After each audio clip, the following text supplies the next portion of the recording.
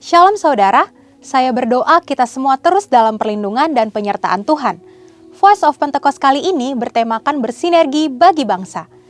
Kemerdekaan disebut dengan keadaan bebas dari perhambaan. Tentu perjuangan menuju kemerdekaan tidaklah mudah. Inilah yang diperjuangkan Bung Karno, juga Bung Hatta, hingga pada 17 Agustus 1945 Indonesia mencapai keadaan bebas itu. Indonesia merdeka. Saudara, perjuangan menuju kemerdekaan ini tidak hanya dilakukan oleh Bung Karno sendiri ataupun Bung Hatta seorang. Perjuangan ini melibatkan seluruh aspek dan golongan dari Indonesia, termasuk umat Tuhan. Sebut saja beberapa nama seperti Martha Christina Tiahahu, Agustinus Adi Sucipto, Walter Mongisidi, Slamet Riyadi, Laksamana John Lee, dan masih banyak yang lain. Ini membuktikan bahwa umat Tuhan tidak berleha-leha, melainkan ikut berjuang dalam merebut dan mempertahankan kemerdekaan. Lalu, bagaimana dengan kita? Peran apa yang mampu kita tempuh demi mengisi kemerdekaan saat ini? Salah satu jawaban atas pertanyaan tersebut adalah bersinergi dengan pemerintah. Sinergi berasal dari bahasa Yunani, sinergos, yang berarti rekan sekerja. Sinergi adalah suatu bentuk dari sebuah proses atau interaksi yang menghasilkan suatu keseimbangan yang harmonis, sehingga bisa menghasilkan sesuatu yang optimal. Ada 4 hal yang perlu kita perhatikan dalam hal bersinergi dengan pemerintah. Yang pertama, tak dapat terhitung berapa banyaknya narasi yang diciptakan oleh oknum dalam berbagai media dan platform yang berusaha menimbulkan ketidakpercayaan masyarakat terhadap pemerintah. Hoaks-hoaks bermunculan dan banyak masyarakat yang memakan mentah-mentah sehingga menjadi hambatan besar bagi pemerintah untuk bergerak. Belum lagi sikap tidak bertanggung jawab dengan melakukan korupsi yang jelas sekali merugikan masyarakat dan menghambat program pemerintah. Saudara, kita sebagai orang percaya tidak boleh seperti itu. Tapi justru harus mampu bersinergi dengan pemerintah, sebab mereka adalah hamba Allah untuk kebaikan kita, dan mereka menginginkan kesejahteraan atas kita. Yang kedua, sebagian dari kita mungkin bertanya, saya hanya seorang pegawai biasa, bagaimana saya dapat bersinergi dengan pemerintah? Siapapun kita, apapun jenis pekerjaan dan usaha kita, semua dapat bersinergi dengan pemerintah dalam mengisi pembangunan. Ada 3 cara yang pasti dapat dilakukan oleh semua orang percaya, yakni berdoa, berdoa, dan berdoa. Dalam 1 Timotius 2 ayat 1-3 dikatakan bahwa kita patut untuk menaikkan permohonan, doa syafaat, dan ucapan syukur bagi raja-raja dan pembesar yang berada di atas kita. Jangan pernah jemu berdoa bagi bangsa dan negara serta pemerintah. Justru di masa pasca pandemi seperti saat inilah kita mendukung dan mendoakan pemerintah dalam memulihkan, menumbuhkan, dan memperkuat ekonomi di negeri kita. Kita sudah lihat dan rasakan Indonesia menjadi salah satu negara kuat secara ekonomi di dunia saat ini. Kita percaya bahwa setiap doa-doa kita bagi bangsa, negara, dan pemerintah yang kita sampaikan kepada Bapa di sorga tidak akan pernah sia-sia. Yang ketiga, dalam Matius 22 ayat 21, kita mendapati sebuah ajaran Tuhan Yesus yang sangat menarik tentang kewajiban kita terhadap pemerintah. Tuhan katakan, berikanlah kepada kaisar apa yang wajib kamu berikan kepada kaisar, dan kepada Allah apa yang wajib kamu berikan kepada Allah. Tuhan mengajarkan bahwa kita tidak patut bagi umat Tuhan yang taat kepada Tuhan untuk tidak menolong pemerintah. Pemerintah dalam membangun bangsa dan mewujudkan kesejahteraan rakyatnya tentu membutuhkan modal pembangunan dan salah satu sumber pendapatan yang besar adalah pembayaran pajak. Maka dari itu, dengan membayar pajak, kita sedang bersinergi dengan pemerintah. Dan yang terakhir, selain dari pendapatan pajak, modal pembangunan juga diperoleh pemerintah dari investasi. Pemerintah sedang mendorong warga negara Indonesia untuk melakukan investasi. Itu sebabnya sekarang ini kita menemukan banyak sekali aplikasi yang memudahkan masyarakat untuk melakukan investasi, bahkan dengan modal awal yang sangat kecil dan dapat dijangkau oleh semua kalangan. Melalui investasi, kita turut serta membiayai pembangunan di sektor infrastruktur dan industri lainnya. Demikian, investasi dapat dilakukan dengan sederhana, namun memiliki dampak yang sangat luas. Demikian saudara, bagian kita dalam mengisi kemerdekaan bukan lagi dengan bersusah payah melawan penjajah, tetapi dengan bersinergi yang baik antar kita dan pemerintah. Saudara, Untuk penjelasan lebih lengkapnya dari tim teologi kami, silakan buka link yang ada di atas atau scan QR Code yang tersedia. Tuhan Yesus memberkati.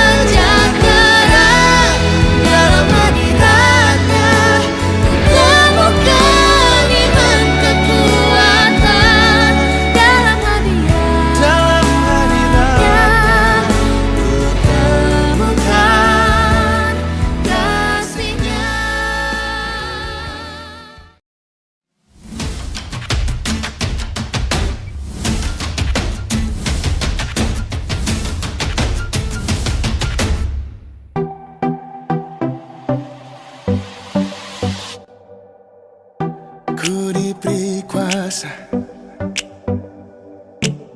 menjadi anaknya, kasihnya besar, ku jadi pemenang, ku jadi pemenang. Kita bangsa terpilih, imamat rajani, bangsa yang kudus, kepunyaan Allah, untuk memberitakan perbuatannya besar, keluar dari kegelapan kepada terangnya yang ajaib.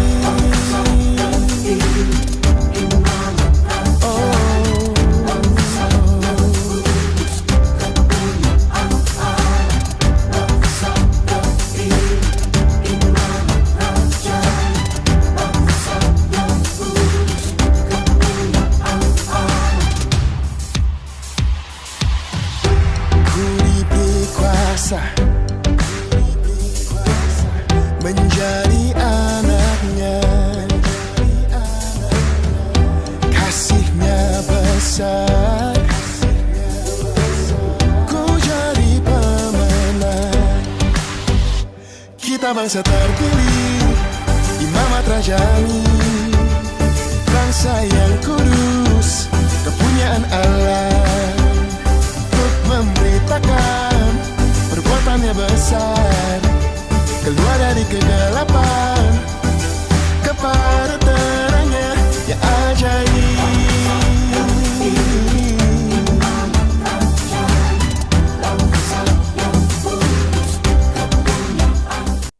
Shalom Bapak Ibu Saudara. Lebih semangat lagi, shalom Bapak Ibu Saudara. Puji nama Tuhan, kita dapat kembali hadir di tempat ini. Itu semua bukan karena rutinitas kita, tapi itu semua karena kerinduan kita untuk bersekutu dengan Tuhan. Amin. Amin. Mari kita berdoa, kita mau masuk ke dalam ibadah kita pada hari ini. Tuhan Yesus, Tuhan terima kasih atas berkat-Mu, atas penyertaan-Mu di sepanjang kehidupan kami ya Bapa. Sehingga Tuhan kami ada di tempat ini, itu semua karena kasih karunia-Mu Tuhan. Tuhan kami datang Tuhan membawa hati kami, hati yang penuh dengan kerinduan akan Engkau Yesus. Engkau puaskan hati kami, Engkau datang penuhi hati kami Tuhan. Terima kasih Tuhan, kami serahkan Tuhan ibadah kami pada hari ini ke dalam tangan-Mu. Dalam nama Tuhan Yesus kami telah berdoa Tuhan, haleluya, amin. Terima kasih Yesus, terima kasih Tuhan. Amin. Haleluya.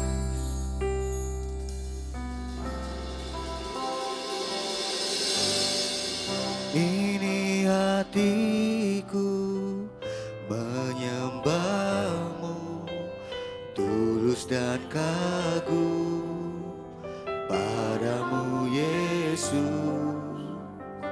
Ini hatiku tak sempurna, perlu campur tangan-Mu di dalam hidupku.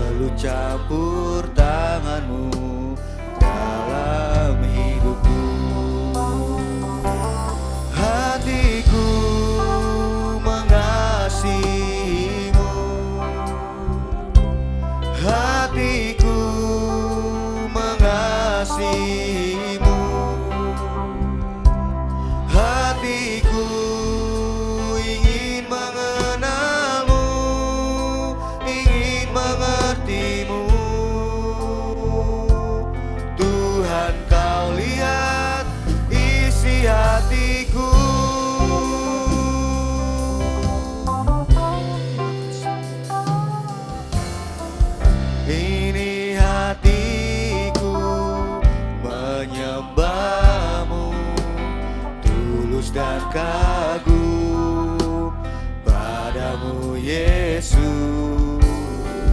Ini hatiku tak sempurna, perlu campur tanganmu dalam hidupku. Ini hatiku menyembahmu, tulus dan kagum padamu Yesus. Ini hatiku tak sempurna, perlu campur tanganmu dalam hidupku. Hatiku mengasihimu, hatiku mengasihimu, hatiku ingin mengenalmu, ingin mengertimu. Tuhan, kau lihat isi hatiku, hatiku mengasihimu. Amin Yesus. Mengasihimu, hatiku ingin mengenalmu, ingin mengertimu. Tuhan, kau lihat isi hatiku. Saya undang Bapak Ibu bangkit berdiri, kita nyanyikan pujian ini dari awal. Ini hatiku menyembahmu, tulus dan kagum padamu Yesus. Ini hatiku tak sempurna, perlu campur tanganmu dalam hidupku. Hatiku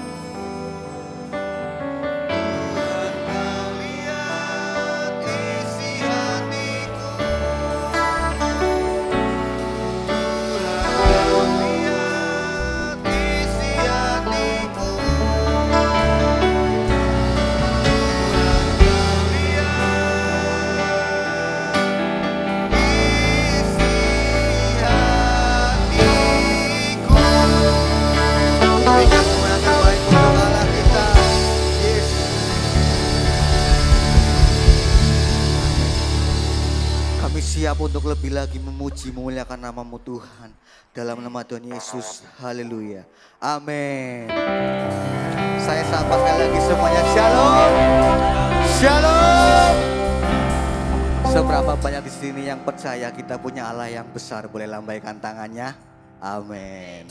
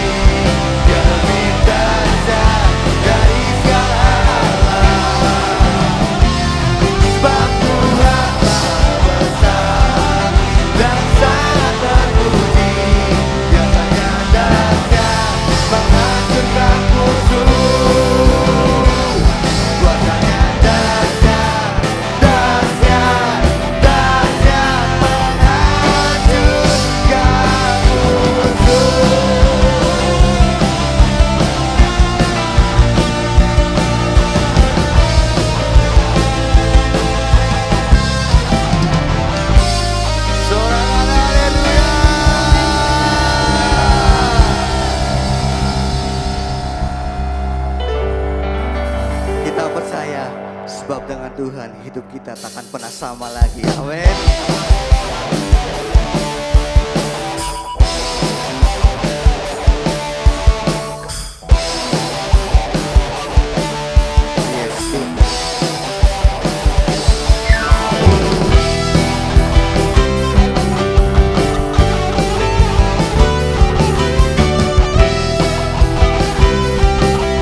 Sebab hanya Tuhan satu-satunya, Kaulah satu-satunya, sumber dari segalanya. Kau kebenaran yang selalu ku pegang. Kau keyakinanku untuk bersinar terang. Yesus Tuhanku yang berkuasa atasku, hidupku takkan sama. Sebab kami tahu sungguh Tuhan, ku tahu sungguh anugerah-Mu bagiku, hidupku takkan sama.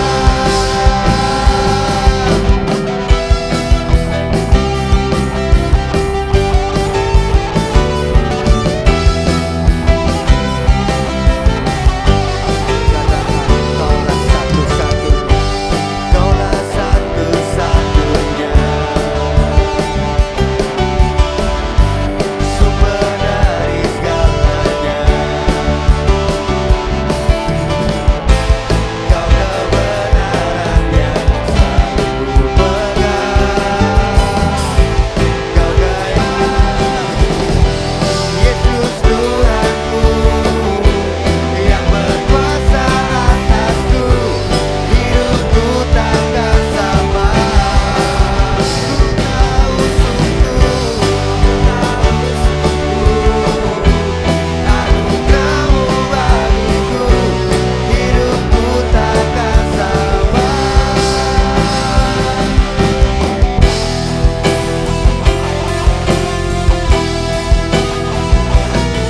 Kita mau nyatakan alasan kita mengikut Yesus. Amin. Kaulah alasan untuk ku hidup, hanya menyenangkan-Mu. Amin.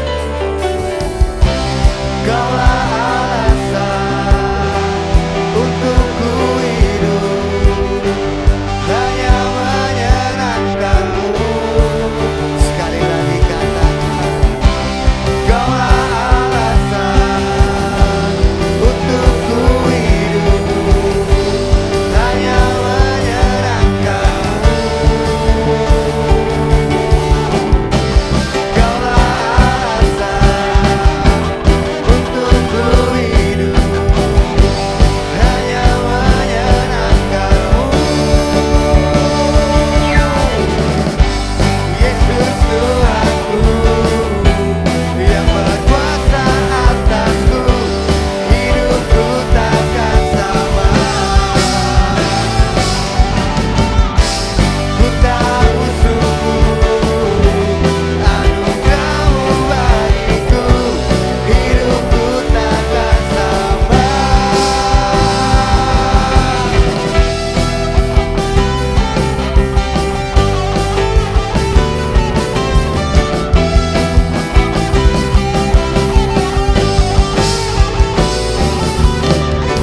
Beri sorak-sorai yang lebih lagi untuk Tuhan kita. Haleluya. Silakan Bapak Ibu duduk kembali. Tiba saatnya kita akan menaikkan doa syafaat. Ada lagi bersama-sama dengan umat-Mu di rumah-Mu Tuhan untuk memuji dan menyembah. Terima kasih Tuhan. Terima kasih Bapa. Dan ajarlah kami untuk lebih mengasihi dan mencintai-Mu Tuhan. Amin. Terima kasih untuk kasih-Mu yang ada dalam hidup dan kehidupan kami. Kami percaya Bapa, ketika kami hidup di dalam-Mu dan Engkau hidup di dalam kami, maka hidup kami tidak akan sama lagi. Karena Engkau berkuasa atas hidup dan kehidupan kami. Terpujilah namamu Bapa. Saat yang pagi indah ini Tuhan, kami datang, kami bersatu hati. Kami bersepakat sebagai jemaat-jemaat Tuhan, mendoakan para pemimpin rohani kami Tuhan. Kami membawa Bapak Pendeta Rubin Adi Abraham ke dalam tangan-Mu. Kami membawa Bapak Pendeta Gideon Rusli. Kami membawa Bapak Pendeta Ruben Sunarto. Bahkan kami membawa Bapak Gembala kami, Bapak Kartomius Sarjono. Tuhan Yesus, kami juga teringat akan gembala pembina kami. Kami membawa Bapak Insinyur Niko dan kami membawa Ibu Pendeta Muda Mulyanti Suwarna ke dalam tangan-Mu. Bapak, selaku jemaat-jemaat yang Tuhan titipkan bagi mereka untuk membentuk karakter kami menjadi jemaat-jemaat yang menjadi pemenang Bapak. Saat ini kami berdoa membawa para pembina rohani kami ke dalam tangan-Mu Tuhan. Kami percaya saat ini kekuatan yang besar, urapan-Mu, kesehatan, semangat selalu Engkau berikan bagi mereka Bapak. Supaya mereka terus Tuhan melayani pekerjaan-Mu. Terutama Tuhan melayani setiap jemaat-jemaat Tuhan yang Tuhan percayakan bagi mereka dengan berbagai macam permasalahan. Tuhan kami mohon Engkau memberikan hikmat dan kebijaksanaan bagi mereka Tuhan. Supaya setiap masalah yang dihadapi baik bagi jemaat, baik keluarga maupun dalam pelayanan mereka Tuhan. Hikmat yang berasal daripada-Mu turun atas mereka supaya mereka bisa menyikapinya Bapak. Terima kasih Bapak, kami percaya kuasa-Mu, Roh Kudus-Mu ada bagi setiap para pemimpin dan pembina rohani kami. Terima kasih Tuhan, kami membawa Bapak 5 generasi GBI Gunung Padang ke dalam tangan-Mu Tuhan. Hari-hari ini Tuhan dengan kondisi zaman ini Engkau tahu apa yang menjadi pergumulan setiap kami. Kami bawa di hadapan-Mu dan kami percaya Engkau akan melakukan yang terbaik ketika kami ada di rumah-Mu, ketika kami memuji dan menyembah-Mu. Kami pegang firman-Mu dengan Engkau berkata bahwa Aku Tuhan memberkati kami ketika kami ada datang di dalam rumah-Mu Bapa. Terima kasih Tuhan, terima kasih Bapa. Kami juga berdoa Tuhan bagi semua majelis jemaat GBI Gunung Padang. Apa yang diprogramkan, apa yang direncanakan Tuhan untuk kegiatan 1 tahun ini biarlah berjalan dengan baik, dipimpin dan dikendalikan oleh kuasa-Mu Bapa. Kalau kami mengadakan KKR Tuhan, anak-anak dewasa muda mari Tuhan, biar sampai pada harinya semua berjalan dan ada urapan Tuhan, ada pemulihan dan semua itu kami kembalikan untuk kemuliaan dan kehormatan nama-Mu. Begitu juga panitia Natal Tuhan, kami serahkan ke dalam tangan Tuhan supaya kami bersatu hati, bersama-sama berunity, berpegang tangan. Tuhan, apa yang kami rancangkan untuk perayaan Natal, biaya pun Tuhan saat ini kami katakan terima kasih. Sebesar apapun biaya itu Tuhan, Tuhan sudah cukupkan bagi kami, bahkan lebih. Terjadi Tuhan, terjadi Tuhan di dalam nama Tuhan Yesus. Terima kasih Bapa, terima kasih Tuhan. Kami teringat akan bangsa dan kota kami. Kami katakan shalom bagi Indonesia dan kami katakan shalom bagi Purbalingga. Kami deklarasikan Mazmur 23 terjadi bagi bangsa dan kota kami. Bapa, kami juga berdoa Tuhan bagi kerinduan kami. GBI Gunung Padang mempunyai tanah yang luas dan lebar. Kami percaya waktu kapan dan di mana Tuhan akan berikan bagi kami. Terima kasih Tuhan, Engkau sudah memberikan tempat yang lebar yang luas bagi kami Bapa. Sehingga kami bisa beribadah terlebih khusus Tuhan, anak-anak sekolah minggu Tuhan. Ruangan itu tidak cukup bagi mereka Bapak. Tuhan, Engkau mengasihi anak-anak. Engkau melihat mereka Bapak. Tempat itu sudah penuh Bapak. Anak-anak yang penuh dengan sukacita. Anak-anak yang hatinya polos dan tulus. Ketika mengangkat mereka datang memuji dan menyembah-Mu. Dan kami percaya Tuhan Engkau melihat itu Bapak. Terima kasih Tuhan. Tempat yang luas yang lebar Engkau sudah berikan bagi kami. Bahkan anak-anak sekolah minggu sudah punya ruangan yang lebar yang besar. Sehingga mereka bisa bergerak, berloncat-loncat untuk memuji dan menyembah-Mu. Terima kasih Bapak, terima kasih Tuhan. Engkau ada selalu bagi kami Bapak. Terpujilah nama-Mu. Dan di pagi hari ini Tuhan, kami juga akan siap mendengarkan berkat rohani yang akan disampaikan oleh hamba-Mu. Mari Bapak, biarlah Roh Kudus mengambil alih kami semua. Supaya kami terfokus Bapak dengan berkat rohani di pagi hari ini. Dan berkati hamba-Mu Tuhan. apa yang sudah dipersiapkan, biarlah ia menyampaikan sesuai dengan arahan dan tuntunan Roh Kudus. Ini doa kami Bapa, terpuji-puji namamu, ampuni kami. Di dalam nama Tuhan Yesus kami berdoa dan mengucap syukur. Haleluya. Amin.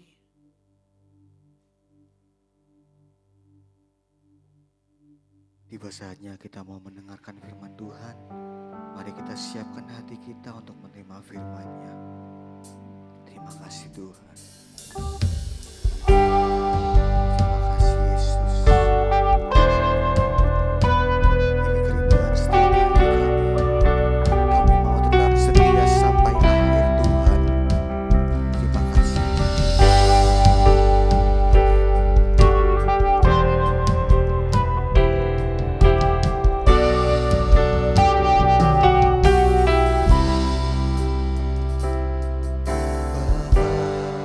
Bapa,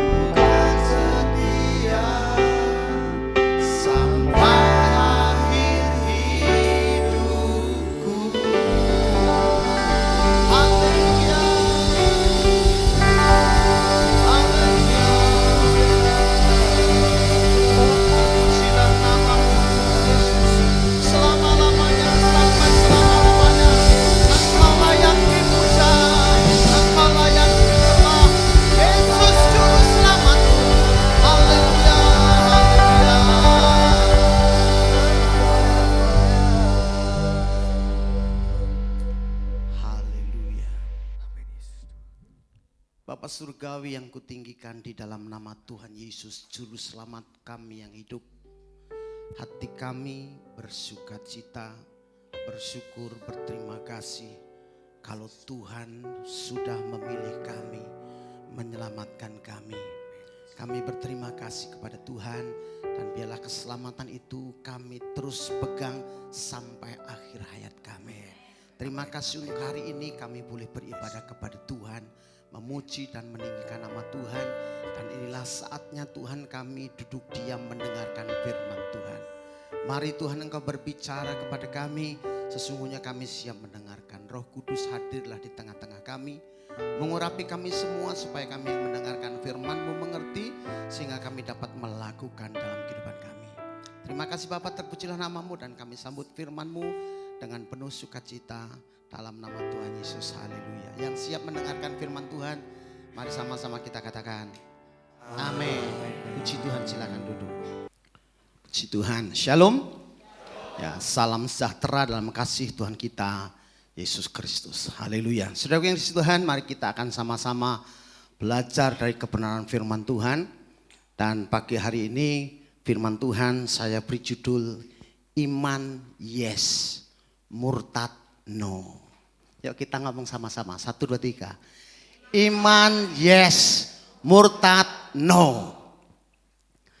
Kenapa saya ambil judul ini? Kalau saudara perhatikan, saudara banyak membaca berita-berita dan juga mendengar berita-berita bahwa akhir-akhir ini banyak sekali yang namanya orang Kristen murtad. Dari kalangan artis, pejabat, pendeta pada murtad. Saya nggak tahu kenapa, tetapi yang pasti bagi kita murtad no. Amin. Ya, kita baca dulu Ibrani pasal yang ke-10 ayat yang ke 38 dan 9. Mari kita baca bersama-sama saja. Yuk. 1, 2, 3. Tetapi orangku yang benar akan hidup oleh iman, dan apabila ia mengundurkan diri maka aku tidak berkenan kepadanya.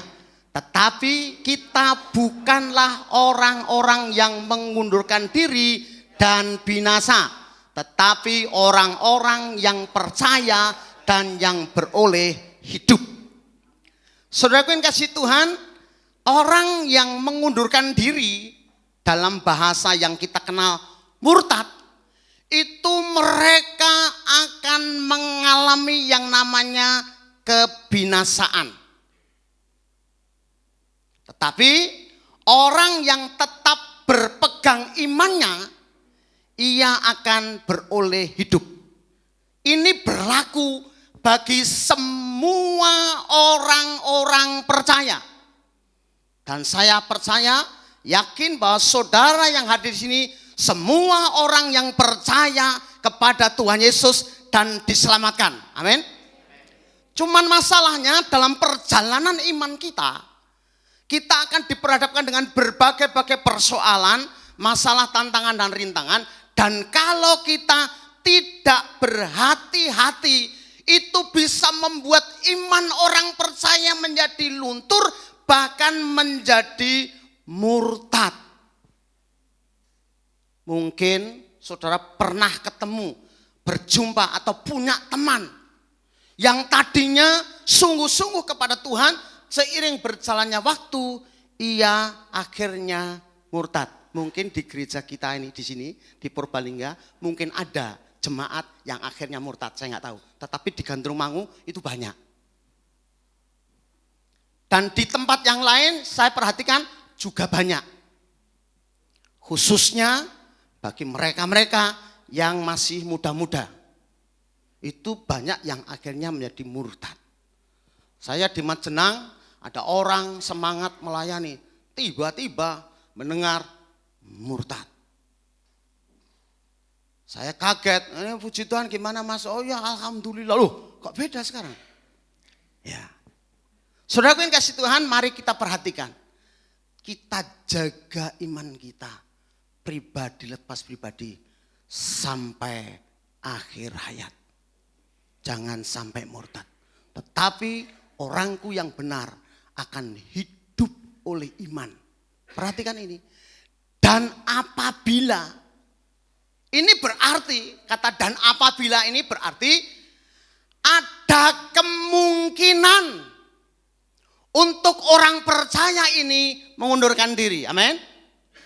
Dikatakan ini, dan apabila ia mengundurkan diri, berarti ada sebuah kemungkinan. Makanya saya juga tidak heran, ya tapi juga jengkel juga. Dengar pendeta katanya melayani ini dan sebagainya. Wah murtad, saya sekolah teologi dan sebagainya, akhirnya murtad dan sebagainya dan sebagainya. Apabila ia mengundurkan diri, Tuhan berkata, maka aku Tuhan tidak berkenan kepadanya. Tetapi bersyukur, kita bukanlah orang-orang yang mengundurkan diri dan binasa. Jadi hukuman orang yang akibat dari orang yang mengundurkan diri atau murtad itu, yaitu kebinasaan. Sing gampang diterna oleh orang ya, sapa mengundurkan diri murtad, neraka gitu sing paling gampang. Mengundurkan diri, binasa itu kan di neraka sana. Orang-orang pada umumnya mengenal namanya surga dan neraka. Kebinasaan dan kehidupan kan gitu kan. Yang binasa artinya di neraka, yang hidup artinya di surga. Jadi orang yang murtad, siapapun saudara, walaupun dulunya saudara seorang pelayan Tuhan, pendeta sekalipun, pastor dan sebagainya, ketika murtad binasa. Tetapi orang-orang yang percaya dan yang beroleh hidup. Pertanyaannya begini, mengapa sih ada banyak orang murtad? Supaya jelas, jadi imanmu harus diperhatikan sungguh-sungguh. Bukan langkah awal yang menentukan, tapi langkah akhir. Ketika saudara mengakhiri hidup dan murtad, apa yang sudah lakukan, iman yang sudah saudara perjuangkan, lakukan, ketika akhirnya murtad, tidak diberi sama sekali. Tetap binasa. Saya ambil 3 alasan saja, 3 contoh yang biasanya terjadi kenapa orang Kristen, orang yang percaya murtad. Kok enggak iso? Hah? Iya dari sana itu maksudnya. Itu sudah dicolokkan belum? USB-nya? Kok iso ya? Biasanya iso. Oh ya. Oke. Ada 3 hal yang biasanya membuat orang itu bisa murtad. Yang pertama ini. Ya wis. Yang pertama namanya jodoh. Siapa yang belum nikah angkat tangannya? Yang belum nikah? Nggak usah malu. Tak goleke nek ra iso. Cuma sedikit ya. 1, 2, 3, 4, 5, 6, 7. Coba nggak usah malu-malu. Yang belum atau yang juga belum punya pacar nggak apa-apa.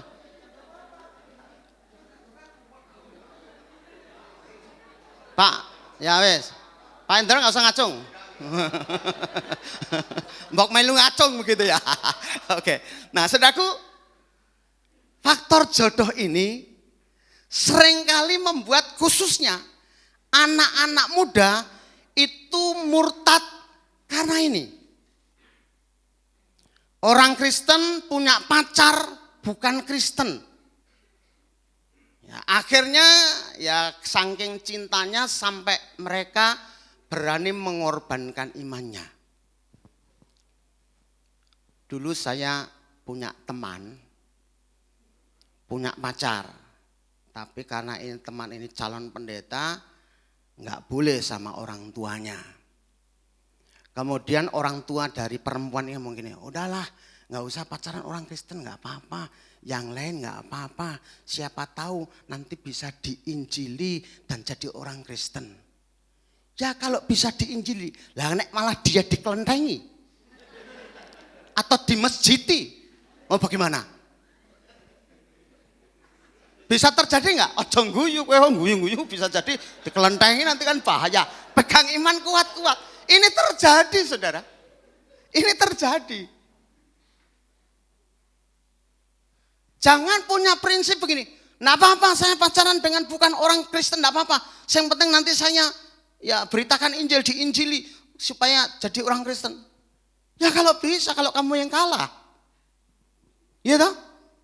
Ada berapa banyak orang Kristen laki-laki yang akhirnya meninggalkan imannya demi seorang perempuan. Sebaliknya, ada berapa banyak perempuan-perempuan yang murtad dari iman kekristenannya karena perkara jodoh. Perempuan saya pikir lebih riskan daripada laki-laki. Karena biasanya laki-laki itu punya prinsip kuat, tapi ternyata banyak juga laki-laki Kristen yang murtad, meleto dalam bahasa gandrung itu. Imannya meleto, meletot, menceng-menceng. Akhirnya murtad. Ini terjadi bukan di luar, tapi jemaat yang saya layani sendiri. Sampai suatu ketika saya pernah ngomong sama Pak Ruby, Om, kita nggak boleh tutup mata bahwa ternyata banyak anak-anak muda kita, di kalangan anak muda kita ini, banyak yang mengundurkan diri dan murtad dari imannya karena perkara jodoh. Betul. Saya kasih contoh saja. Saya harus cepat ini waktunya, Mbok. Tapi khotbah lama boleh nggak? Tenane. Yakin? Sampai jam 12, oke? Kuat? Aku sing ra kuat rumangsamu ngomong terus. Nah, contoh saja. Saya punya kakak. Itu umur sekarang 59.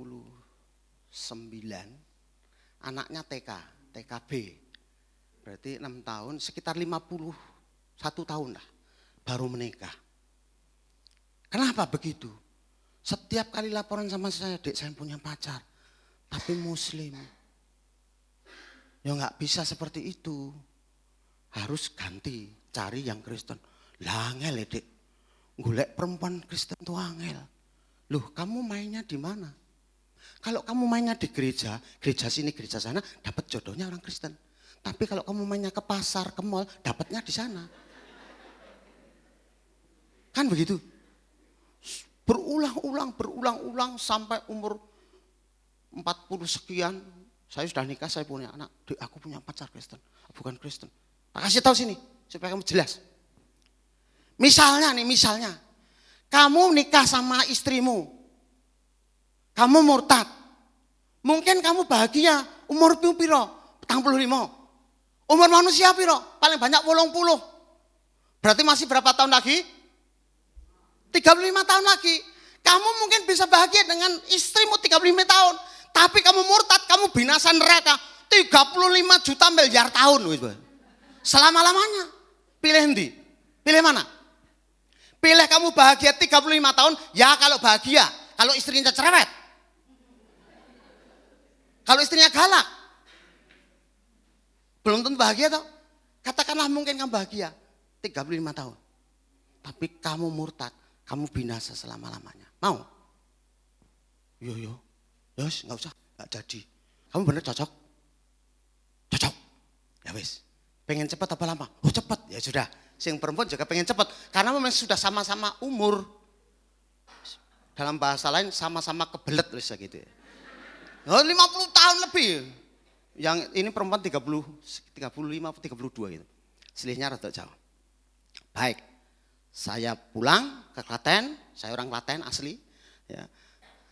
Pulang ngomong sama Pak De. Pak De, yuk ke desa itu ngelamar untuk kakak saya, Mas Har. Oh ya, cocok. Ayo makan. Sore-sore saya berangkat. Ditentukan harinya dan sebagainya. Oke, ditentukan hari itu. Saya pulang. Wis tak lamar, siap-siap. Besok nikahnya tanggal sekian. Pertanyaannya, kamu punya uang berapa? Loh, nikah kan butuh duit. Betul enggak? Apa nikah gaco mangkat nikah? Ya enggak boleh. Ngurus surat ini dan sebagainya kan. Nah gitu. Aku rantai duit. Loh iki piye? Kerja pirang-pirang puluh tahun enggak punya duit. Kan lucu. Gajimu piro? Sehari cuma $20. Loh aku ini segani 20.000. Ini $20 dia ikut kerja pengolahan limbah dari pengeboran minyak untuk jadi air bersih supaya dibuang ke daerah itu aman. Dia perusahaan Amerika. Tapi kok rantai duit babar belas. Ya ampun, duitmu gak tinggu apa? Wes di TP piro? 5.000, 5 juta dong. Kore? Saya. Nah, akhirnya selesailah. Singkat cerita dia menikah. dan sekarang punya anak. TK, B. Nah waktu kecil anak-anak saya pulang ke kelas. Engkau nek manggil itu apa? Kalau adat Jawa itu, kalau anaknya Pak D berarti kamu manggil Mbak. Bayi dipanggil Mbak, ya enggak apa-apa. Mau bayi, mau orang, mau apa tetap namanya Mbak. Ya gimana, ya udahlah. Begitu ketemu lagi jalannya, ya, dia panggil, halo Mbak Small. Kecil jadi Mbak kecil gitu. Mbak Small, ya udahlah. Ini soal jodoh, ya, soal jodoh. Terus Pak Ruby, saya ngomong Pak Ruby, ya gimana ya, coba ngomong sama Rani. Rani waktu itu ketua pemuda dan sebagainya. Ternyata hanya sebatas wawancara. Saya pernah ngomong, ini benar saya lama loh, saya mau cerita banyak sih ya. Nggak apa-apa ya, mumpung ketemu. Jane kalau saya diomong ya Pak Bu Pendeta, Pak nanti khotbahnya pendek saja. Saya sebenarnya senang sekali. Betul. Cuman karena saya ingin supaya saudara jelas, saya ingin panjang. Tapi biasanya kalau Pak besok khotbahnya sekian, saya pernah diundang Natal, Pak pelayanan Natal khotbahnya 20 menit. Alhamdulillah, haleluya, puji Tuhan. Kenapa? Khotbah suwe karo ora suwe padha wae. Engko bar khotbah dijak makan, ngono kuwi lho masalahnya. Ya Pak ya? Khotbah lama ya diajak makan, khotbah pendek juga diajak makan dan tidak ada perbedaan. Tidak ada pesan begini, Pak kalau khotbah 20 menit pakai tahu, 30 menit enggak, sama saja boleh. Ya Pak ya? Kenapa saya ajak ketawa supaya saudara tidak stres, supaya saudara tidak ngantuk, amin. Nah, kemudian setelah itu saya ngomong-ngomong sama teman-teman, sama pendeta-pendeta di Gandrung dan sekitarnya, juga di Majenang sama ini.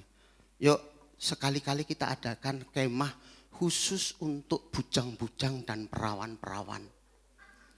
Betul, ojo gusu Bu. Tahu pacaran, Bok? Lah iya aku maksudnya di situ. Maksudnya supaya mereka dapat jodoh seiman, dikumpulkan mereka, nggak usah khotbah, nggak usah ibadah. Ayo pada kemah kumpul, lotisan, makan bareng, pada kenalan sendiri-sendiri, supaya nanti dapat jodoh Kristen, kan begitu. Kalau khotbah minggu udah dengerin khotbah bosen, karena saking bosennya sampai tidak dilakukan. Iki nyindir tapi bener, tapi bener tak? Karena saudara saya tahu tidak semua saudara menjadi pelaku-pelaku firman. Saya tidak menghakimi, tapi meh podo karo gandrung mangu maksudnya. Ya, mereka alasan ini Pak, ini masih SMP, masih SMA dan sebagainya. Justru dari SMP, SMA itu mereka belajar pacaran sesama orang Kristen jadi ngerti. Kita gembala-gembala tinggal ngawasi, yang penting orang aneh-aneh kan begitu. Inilah nggak jadi. Saya ngomong sama temen, ya rodok kaya, saya begini. Cik, saya punya program tapi perlu biaya apa? Saya pengen buka biro jodoh Kristen. Masih pacar? Sudah punya pacar? Lah itu perlu ada biro jodoh itu. Angel Bok? Oh, mantok-mantok betul ini terjadi.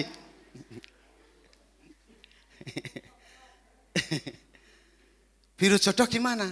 Ya karena kan kita lihat di Majenang, di Wanareja, di Sadabumi, di Gandrung Mangu, di daerah sekitar situ, kita lihat banyak anak-anak muda murtad. Karena perkara jodoh ini. Caranya gimana? Udah gampang saja. Bagi mereka, udah ngadep sini aja nggak usah. Bagi mereka yang belum nikah itu, yang ikut biro jodoh itu, nanti suruh daftar. Bayar tapi ya, bayar. Lah aku nggak nyetak buku Maksudnya saya gini, mereka yang ikut itu suruh bayar atau kalau tidak kita cari sponsor. Mereka yang daftar itu ditulis namanya, dipampang fotonya, tulis namanya, alamatnya, nomor handphonenya dan sebagainya. Semuanya ikut dimasukkan buku situ, anggota kasih buku satu-satunya. Wes bukaan milio dewe, hubungan dewe. Tapi kan harus lingkup situ, di luar itu nggak boleh. Tapi perlu modal. Oh ya nanti dipikirkan. Sampai hari ini tidak terlaksana. Tiwasar daftar jebule rasito. Sorry ya bro. Nggak jadi. Ini sebenarnya saya hanya prihatin saja sama soal jodoh bagi mereka orang-orang percaya yang masih muda-muda. Karena ini riskan untuk yang namanya mengundurkan diri atau murtad. Apalagi perempuan. Saudara kalau punya anak perempuan, masih kecil mungkin bangga. Anak siapa? Apalagi pinter. Wes. Engkau harus gede. Wah, jadi apa? Wes rodok tua waktunya nikah, belum dapat pacar. Dengan siapa? Kadung tua siapa saja? Hah? Kenapa dek, nak kamu nikah dengan orang bukan Kristen? Laki-laki. Aduh om, saya nyari Maria Magdalena gak ketemu. Kesia gak ketemu. Nyari Yunike juga gak ketemu. Udahlah Siti Komariah gak apa-apa lah.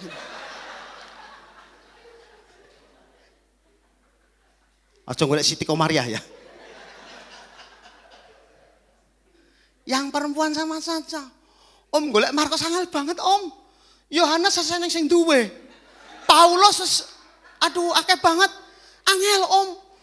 Dari Petrus, Markus, Yohanes, Paulus ini ora ketemu. Udahlah Abdullah ya apa-apa wis gitu.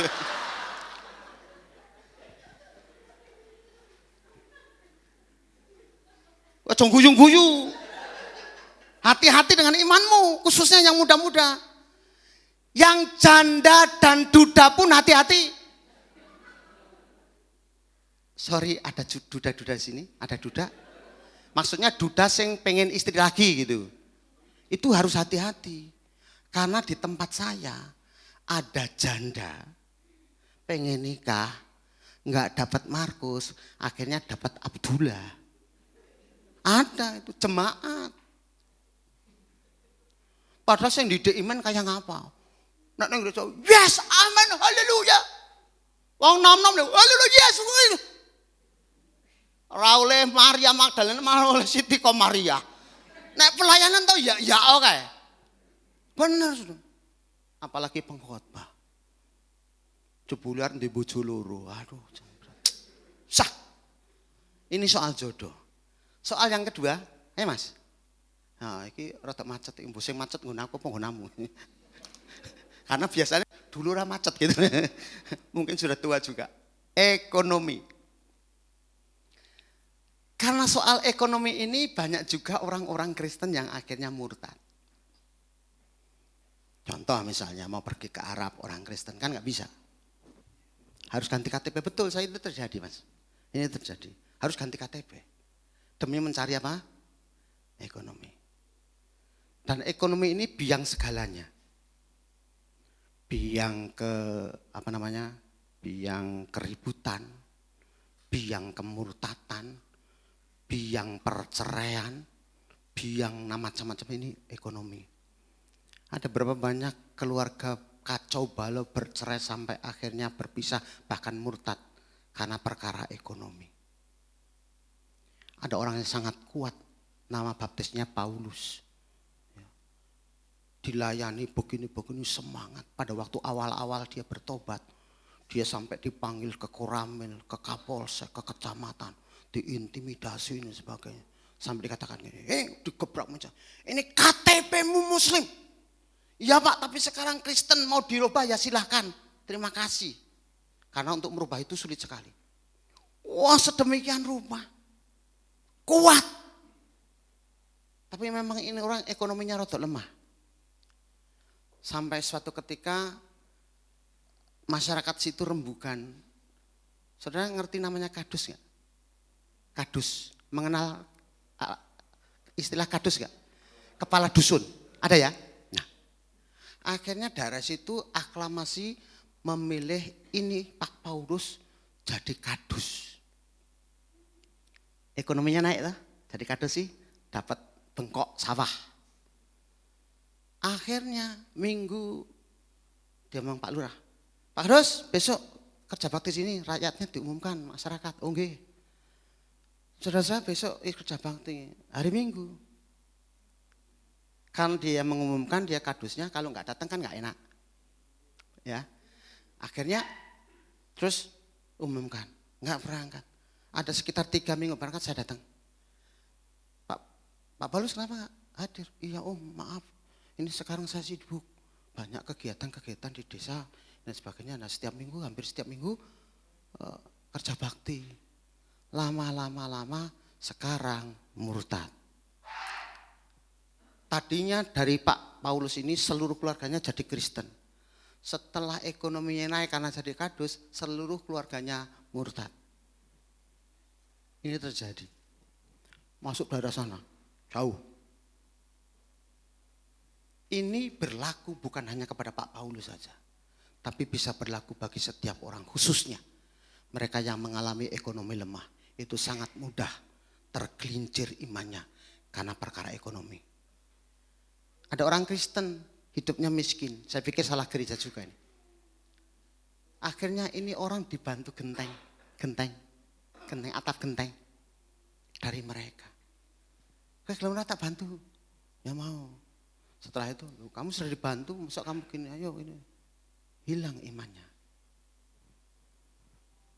Jadi hati-hatilah dengan yang namanya ekonomi. Ini memicu orang untuk bisa menjadi murtad. Yang ketiga, ini yang sering terjadi. Mas? Ya, kecewa. Kecewa ini yang banyak melatar belakangi orang Kristen murtad.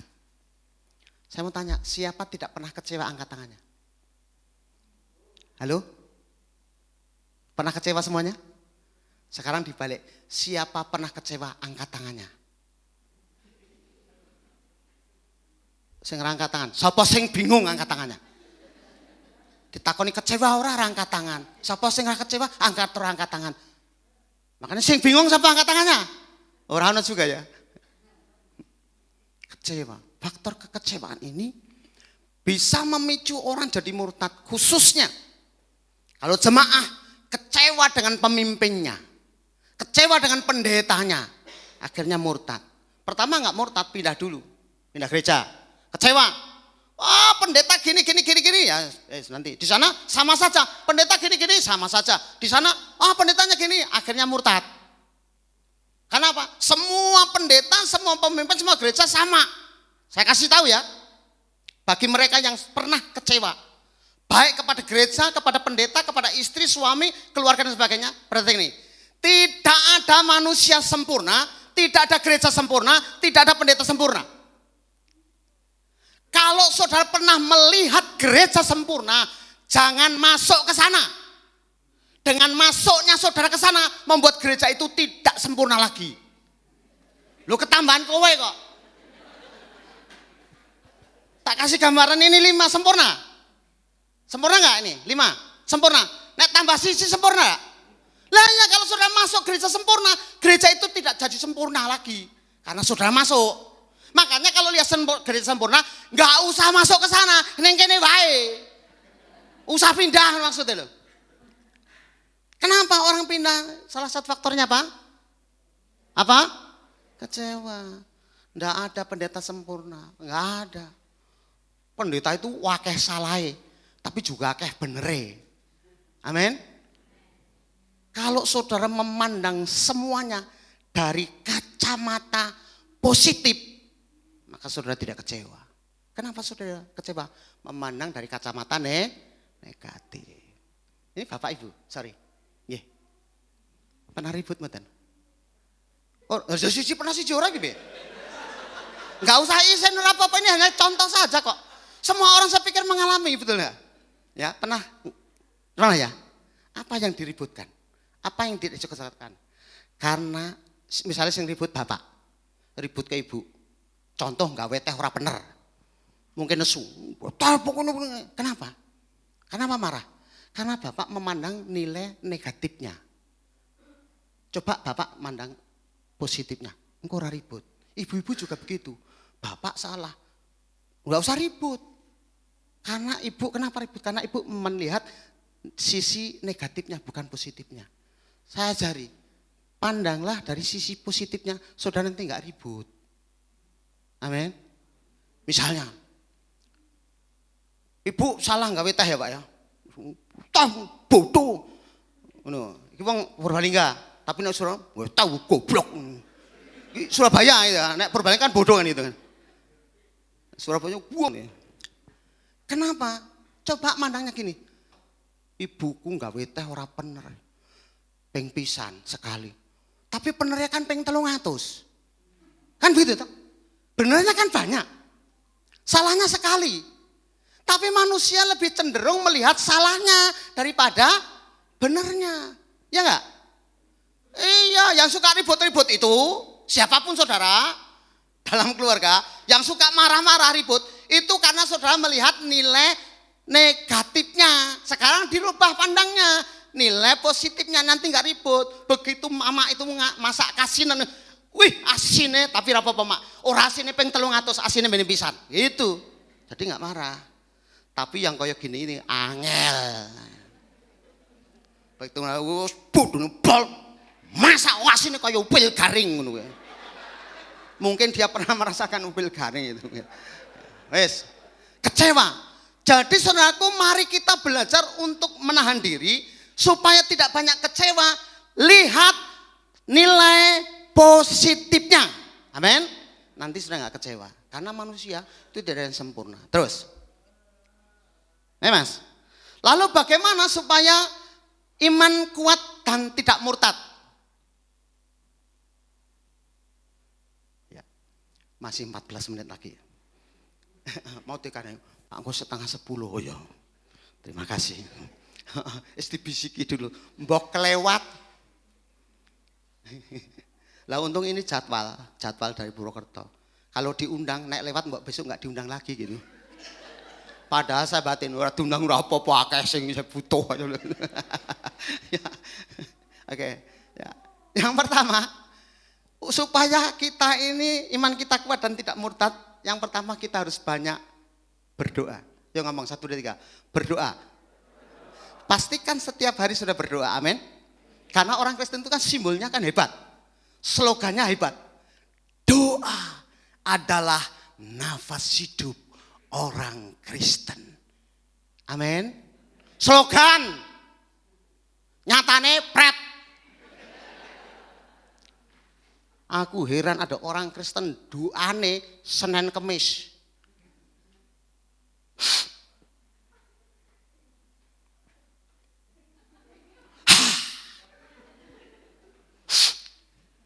Suwe. Ana wong Kristen doa seminggu pisan iki. Nek ning gereja tok. Wis sing ndongake pemimpine. Jemaat amin, amin, amin ngono tok. Lah untung doane bahasa Indonesia. Kalau doanya bahasa Ibrani, amin, amin. Saudara nanti mlebu swarga, amin. Saudara juga nanti bisa masuk neraka, amin. Sing ora setia masuk neraka, amin. Aku ora setia masuk neraka, amin. Ini kan repot. Lah untung doa kita bahasa Indonesia, jadi kedengeran. Ya, saudara, Tuhan aku berdoa untuk umatmu supaya diberkati Tuhan, amin. Gitu. Lah kalau bahasa Ibrani, ternyata Tuhan aku berdoa supaya umatmu dikutuk semuanya, amin. Aku kutuk kabeh. Bersyukurlah kita doa pakai bahasa Indonesia. Jadi yang doa nggak usah pakai bahasa Inggris ya. Ya Bu, yang doa nggak usah pakai bahasa Inggris. Toh belum tentu sing denger yang ngerti, sing ngomong yang ngerti, urung tentu ngerti. Berarti podo-podo orang ngerti. Banyak berdoa ya Mas. Oke, yuk kita baca bersama-sama. 1, 2, 3. Berjaga-jagalah dan berdoalah supaya kamu jangan jatuh ke dalam pencobaan. Roh memang penurut tetapi daging lemah. Banyak berdoa. Bapak Ibu setiap pagi berdoa. Di rumah ada mesbah keluarga? Iya dan tidak. Itu setiap Sabtu itu biasanya saya kirim di Perwil ya. Mesbah keluarga. Kenapa penting mesbah keluarga? Pagi-pagi awali hidup kita dengan doa penyerahan kepada Tuhan. Amin. Kenapa kok pagi-pagi? Karena kalau sudah siang, ini pikiran orang itu terkontaminasi dengan banyak hal. Kalau bangun pagi, saudara cuci muka, gosok gigi, terus memuji menyembah Tuhan dengan keluarga kan masih fresh. Betul nggak? Belum mikir apa-apa. Jadi masih bisa tenang, fresh memuji menyembah Tuhan. Tapi nek doa siang, jam 8 sudah baru doa mesbah keluarga. Begitu Tuhan terima kasih, haleluya, terima kasih. Waduh tempene urung digoreng. terima kasih Tuhan. Iwake mau ditutupi gitu. Itu bisa terjadi. Kenapa? Sudah terkontaminasi dengan banyak hal. Saudara bangun pagi masak terus doa.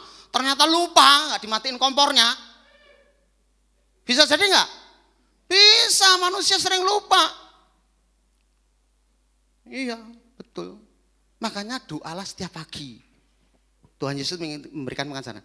Pagi-pagi buta, Yesus naik ke bukit untuk berdoa. Dan biasanya pendeta mengajarkan doa itu 1 jam. Sanggupkah engkau berjaga-jaga 1 jam saja biasanya gitu.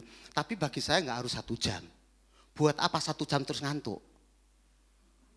Lu pagi-pagi doa mencapai 1 jam, haleluya, haleluya, haleluya, haleluya, ngantuk, kan repot, betul nggak? Sing guyu mesti pernah ngalami gitu. Haleluya. Terima kasih Tuhan, haleluya. Terus paku beton. Saya pernah punya teman sekolah Alkitab, doa pagi. Sujud. Wah, sujud. 1 jam toh. Haleluya. Saya dengerin sebelahnya. Saya juga sama duduk sujud gitu. Haleluya. Enggak ada suaranya. Sengel. Gubrak. Orang pun ada. Ini kan kayak gini, di mimbar gini ada kayu toh. Gubrak, orang lihat ini gitu. Wah, saya diam. Begitu selesai. Asem pelajar gue. Hantuk kok haleluya suara keren suaranya. Iki turu iki berarti saya deal pakai bokong gitu. Set gubrak gitu. Makanya kita harus banyak berdoa, konsentrasi ya kalau doa ya. Iya, pagi-pagi supaya fresh. Tapi jangan lupa, lebih baik saudara bangun pagi-pagi, gosok gigi, cuci muka. Supaya apa? Supaya tidak ngantuk. Yang pertama. Yang kedua, kalau saudara mau bangun tidur berdoa, ya mesake Tuhan Yesus juga.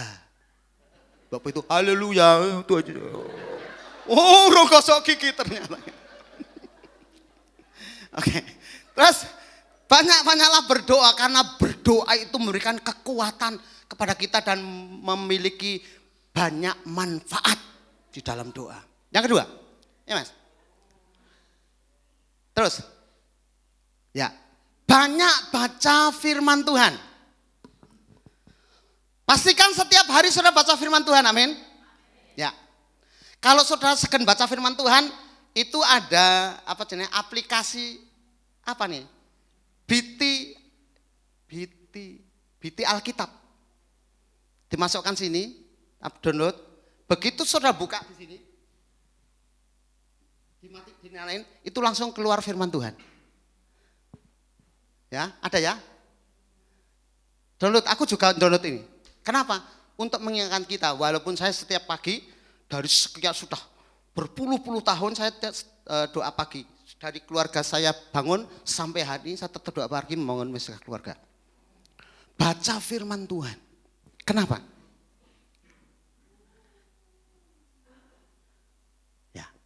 Ingatlah juga bahwa dari kecil engkau sudah mengenal kitab suci yang dapat memberi hikmat kepadamu dan menuntun engkau kepada keselamatan oleh iman kepada Yesus Kristus. Dari banyak membaca firman Tuhan itu, kita mendengar firman Tuhan dari bacaan itu membuat iman itu menjadi kuat, bahkan menuntun kita kepada keselamatan oleh iman dalam Kristus Yesus. Itu baca firman Tuhan. Ya, banyak-banyaklah baca firman Tuhan, karena membaca firman Tuhan itu kita mengenal akan hikmat Tuhan dan kita menjadi kuat imannya. Kenapa? Firman Tuhan itu seperti makanan. Ya. Makanan, kalau doa tadi kan nafas, firman Tuhan itu makanan untuk menguatkan iman. Nah kalau saudara makannya enggak teratur, ajok-ajokan, itu mudah sekali terkena sakit mah. Iman kita juga bisa kena sakit mah kalau saudara tidak sering makan kebenaran firman Tuhan. Baca firman Tuhan. Apalagi sekarang saudara baca firman Tuhan di mana saja itu bisa. Saudara semua punya handphone? Semua punya handphone? Punya handphone? Ada Alkitabnya? Ada? Semua ada? Pertanyaannya diwaca ora? Halo? Diwaca ora? Yes, mantuk coba. Ngono kuwi kok angel banget ini. Dibaca ya. Tiap hari dibaca. Kok guyu lho. Diwaca. Diwaca. Banyumas masih buka lho. Ditakoni kok guyu-guyu. Dibaca. Ya gitu kan jelas. Dibaca. Ya dibaca. Dibaca nggih. Jangan-jangan nanti saya tanya, kacangnya enak Mas? Waduh bahaya itu. Terus gini, ada pertanyaan lagi. Berapa lama sudah baca firman Tuhan? Dari Alkitab saudara. Alkitab bukan Alkitab, karena sekarang di tab Alkitab. Di situ ada firman Tuhan yang bisa setiap hari dibaca. Tapi di situ juga ada setan. Video-video setan kan banyak berkeliaran di tab. Saudara lebih banyak memfokuskan membaca firman Tuhan di dalam handphonemu atau yang lain. Ini mempengaruhi iman kita. Saudara baca Alkitabnya cuman 1 pasal 2 pasal. Tapi Facebookannya 3 jam. Videonya 5 jam. Yang berat game. Gamenya berjam-jam. Sekarang itu ada yang namanya judi apa? Bukan. Slot. Teman saya ada yang gendeng karena slot. Apa-apa diambil, akhirnya dikeluarkan. Kerja di tempat adiknya. Terus akhirnya dikeluarkan. Ngopo dikeluarkan, melas. Ora om. Aku judek, jengkel. Itu bukan hanya juta, ratusan juta om. Gue main slot. Pantes ini saldo saya itu, dia ikut briling, punya briling dan sebagainya. Ini saldo kok kurang-kurang terus, ternyata diambilin untuk apa jenenge? Nyimpen duit. Deposito. Deposit untuk main slot ratusan juta. Jadi mari kita berhati-hati. Handphone itu sangat bermanfaat kalau menggunakannya benar. Tapi kalau nggak benar jadi setan. Makanya saya sering sebut handphone kui setan gepeng. Ya. Dari handphone itu ada, ini bahasa Jawa ngerti apa enggak? Ono bocah manak bocah. Ngerti maksudnya? Tahu nggak bahasa Indonesia nih? Ada anak melahirkan anak. Itu dari mana? Setan gepeng nonton video porno. Kelas 3 SMP duwe anak. Ngeri ya? Tadinya saya nggak ngerti. Begitu ketemu saya, Mbak, punya baby lagi ya Pak? Enggak om, ini cucu saya. Duh, anaknya siapa? Anaknya ini, wong Kristen loh. Wong Kristen. Loh, kelas berapa? Harusnya naik SMA kelas 1 tapi keluar punya ini. Waduh. Sing laki-laki SMA kelas 1 yang perempuan SMP kelas 3. Kenapa? Karena tidak banyak membaca firman Tuhan, senenge dolanan setan gepeng. Dadine kayak gitu. Makanya saudara yang punya anak kecil-kecil, dikontrol handphonenya.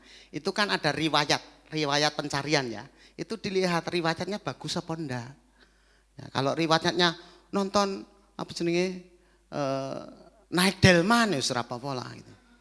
Tapi kalau anaknya segini riwayat naik delman juga perlu dikontrol. Sorry ya bro. Karena yang deket kan gampang kan begitu ya. Nah atau kan ngerti ya gitu. Jadi saudaraku, mari kita sungguh-sungguh banyak-banyak membaca firman Tuhan. Karena dengan membaca firman Tuhan itu akan menimbulkan atau menumbuhkan iman kita. Next. Wah main kayak Inggris, next. Artinya apa bu? Segala tulisan yang diilhamkan Allah memang bermanfaat untuk mengajar. Untuk menyatakan kesalahan. Untuk memperbaiki kelakuan dan untuk mendidik orang dalam kebenaran. Dari membaca firman Tuhan itu kita diajar. Kalau salah diperbaiki. Kalau kelakuannya tidak baik diperbaiki. Dan itu ada didikan di dalam kebenaran firman Tuhan. Karena itu sering-seringlah membaca firman Tuhan. Waktu senggang, saudara mungkin mau naik bis, nunggu bis, dibaca itu. Daripada dolanan Facebook. Baca itu firman Tuhan. Ya boleh saja main Facebook, boleh. Apa yang boleh, tetapi kalau saudara lebih banyak membaca firman Tuhan itu jauh lebih bagus. Next. Yang ketiga, beribadah. Jadi ibadah ini membuat iman kita menjadi kuat karena dalam ibadah itu disampaikan firman Tuhan yang bisa menguatkan, menasehati, menegur, membangun, membina dan seterusnya. Jadi kita harus rajin beribadah, amin. Next, yuk kita baca, 1, 2, 3. Janganlah kita menjauhkan diri dari pertemuan-pertemuan ibadah kita, seperti dibiasakan oleh beberapa orang, tetapi marilah kita saling menasehati dan semakin giat melakukannya menjelang hari Tuhan yang mendekat. Hari Tuhan sudah semakin mendekat, saudara harus giat beribadah, amin. Ini tanggal 23 bulan Juli. Bulan 7, kalau seminggu 4 berarti 7 ping 4, 28. Siapa yang selama 28 minggu ya? 27 ping 4, 28 minggu ini tidak pernah bolos atau tidak pernah absen alias rajin mangkat terus angkat tangannya. Ternyata banyak bolos. Hai para pembolos, bertobatlah gitu. Ya. Bu Yohana rasa ngacung. Aku ora tau absen, pendeta absen kan lucu. Ya. Mari kita rajin, dikatakan ini. Tetapi marilah kita saling menasihati. Sing kancane orang yang gereja dinasihati. Kandani. Cik, koh, Mbak, Mas, yuk, dan seterusnya, dan seterusnya. Yuk rajin ibadah, kandani kancane. Dan semakin giat, ngomong 1, 2, 3, semakin giat, 1, 2, 3. Giat ngapa? Beribadah. Melakukannya menjelang hari Tuhan yang mendekat. Ojo tambah suwe tambah loyo. Kalau saudara baca Alkitab ini, semakin tua semakin banyak menghasilkan buah. Tapi orang Kristen seringkali semakin tua tinggu alasan untuk tidak gereja. Kenapa tante tidak gereja?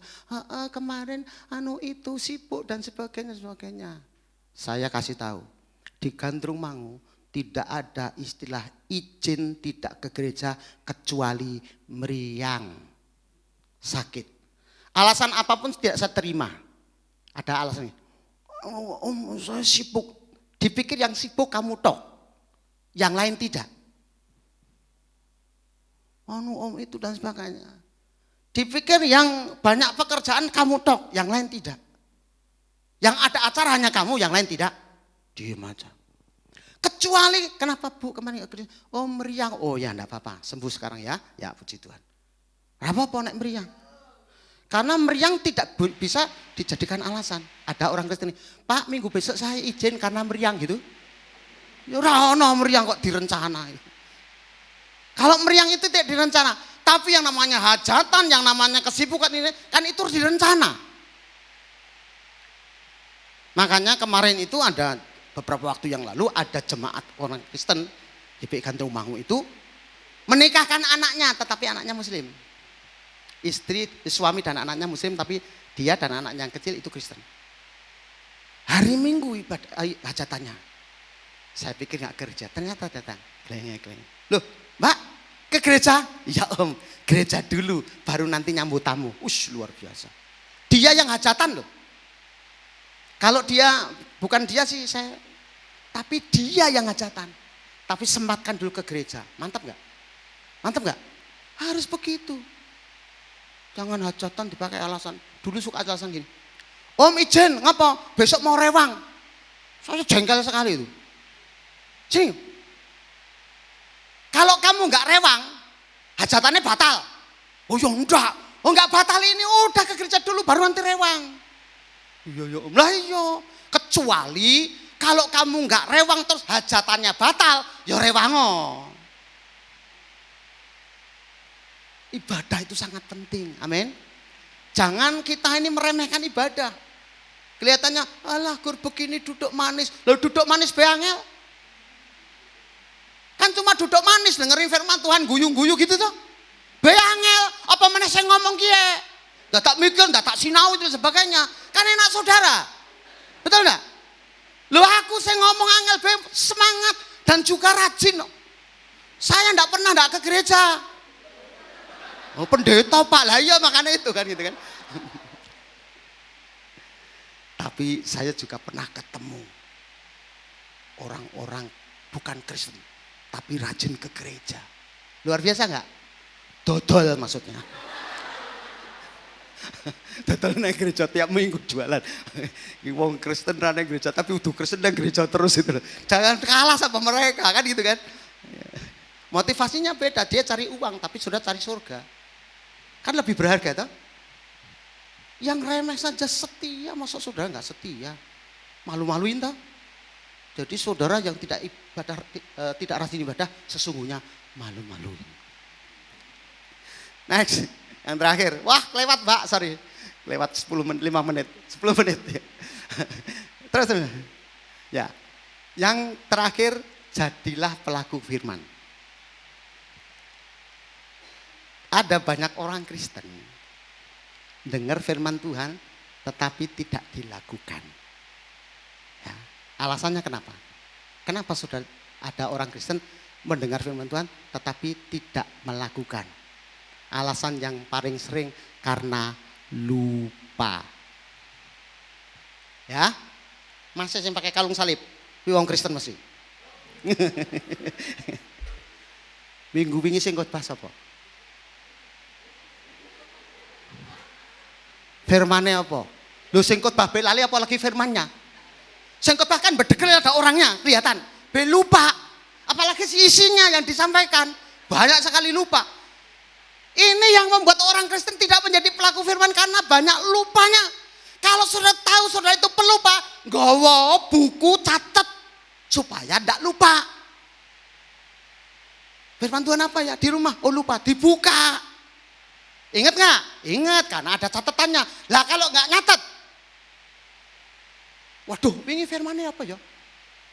Ah lupa serasa dilakukan. Lalong lupa mau melakukan apa? Ya?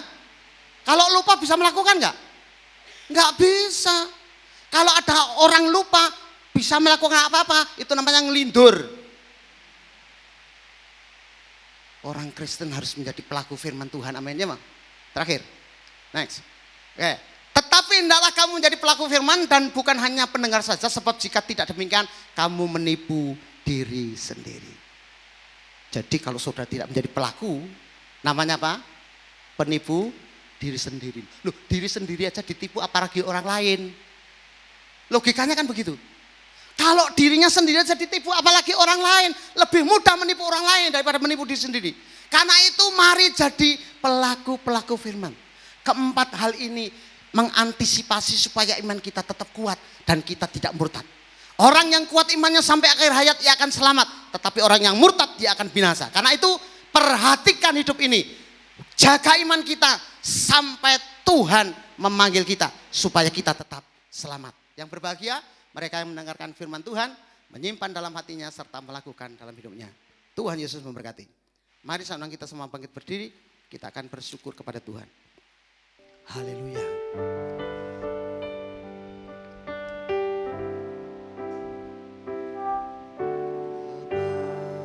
Engkau mengenalku lebih dari siapapun. Engkau tahu ceritaku dan isi hatiku. Tak peduli masa lalu, Engkau tetap memilihku.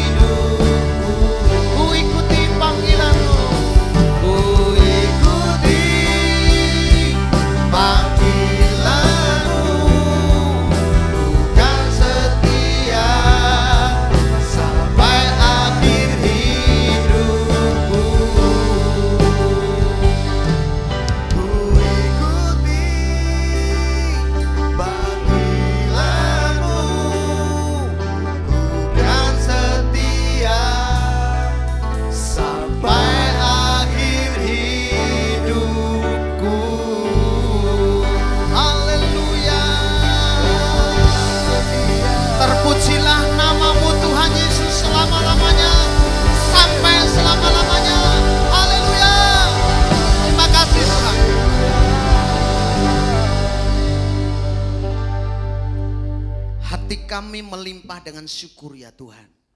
Sebab Tuhan baik. Sangat baik dan teramat baik. Engkau yang terus menuntun hidup kami. Membimbing, menasehati kami dengan kebenaran firman-Mu. Mengajarkan kepada kami hari ini supaya kami menjaga iman kami kuat-kuat. Sampai Engkau memanggil kami atau sampai Engkau datang menjemput kami. Dan biarlah iman itu terus kami usahakan dan kami perjuangkan. Supaya pada akhirnya nanti kami diselamatkan. Meteraikan firman-Mu dan Roh Kudus berikan kami kekuatan supaya kami menjadi pelaku-pelaku firman Tuhan. Karena hanya dengan menjadi pelaku firman Tuhan, kami akan berkenan kepada Tuhan. Terima kasih Tuhan, ucap syukur untuk hari ini, untuk ibadah kami hari ini. Dan kiranya ibadah kami berkenan kepada Tuhan, menyenangkan hati Tuhan, dan juga berguna untuk kebaikan kami. Kalau sebentar kami pulang, mari turunkan berkat-Mu atas kami. Mari sudah kita angkat tangan kita bersama-sama untuk menyembah berkat Tuhan. Karena itu saudaraku yang kasih Tuhan, pulanglah, terimalah segala berkat rahmat anugerah Allah yang berlimpah, yang melampaui akal pikiran manusia, yaitu berkat damai sejahtera dari Bapa, kasih sayang dari Yesus Kristus Putra yang tunggal, serta persekutuan yang manis dan kuat kuasa Roh Kudus. Kiranya berkat Allah yang berlimpah itu tinggal dalam hidup saudara, pribadi lepas pribadi, mulai hari ini sampai selama-lamanya, dalam berkat nama Tuhan Yesus Kristus. Yang diberkati Tuhan, mari sama-sama kita katakan amin.